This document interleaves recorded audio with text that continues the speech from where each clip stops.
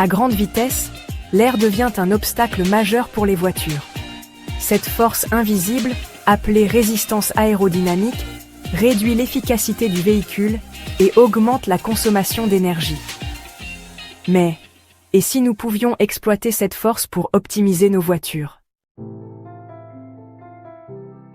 La résistance de l'air agit comme un frein invisible sur le véhicule, nécessitant plus de puissance pour avancer.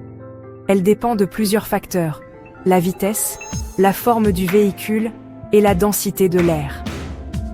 À plus de 100 km/h, près de 50% de l'énergie consommée par une voiture sert uniquement à vaincre cette force. Plutôt que de considérer cette force comme une perte, que diriez-vous de la recycler? Il existe plusieurs technologies qui pourraient convertir la pression de l'air en énergie exploitable pour optimiser nos véhicules. Imaginez des turbines miniatures captant le flux d'air pendant que vous roulez. L'électricité générée pourrait alimenter certains systèmes auxiliaires du véhicule, comme les phares, la climatisation ou recharger la batterie. Un autre concept innovant consiste à utiliser des matériaux sensibles à la pression qui captent l'impact de l'air et le convertissent en énergie cinétique, réinjectée dans la propulsion du véhicule. Les panneaux piézoélectriques sont capables de transformer la pression de l'air en électricité. Installés sur la carrosserie, ils pourraient offrir une source d'énergie complémentaire à la batterie.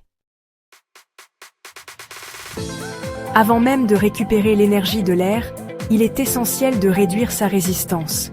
Des avancées en design automobile permettent aujourd'hui d'obtenir des formes de carrosserie beaucoup plus aérodynamiques, diminuant la consommation d'énergie.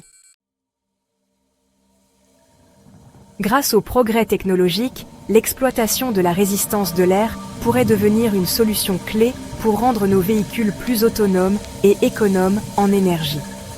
Associée à des batteries ultra efficaces, cette approche pourrait révolutionner l'avenir de la mobilité durable. Alors que nous avançons vers des solutions plus écologiques, exploiter l'énergie perdue peut faire une différence majeure. Et vous, que pensez-vous de cette idée? Pourriez-vous imaginer une voiture du futur équipée de ces technologies? Partagez votre avis en commentaire et abonnez-vous.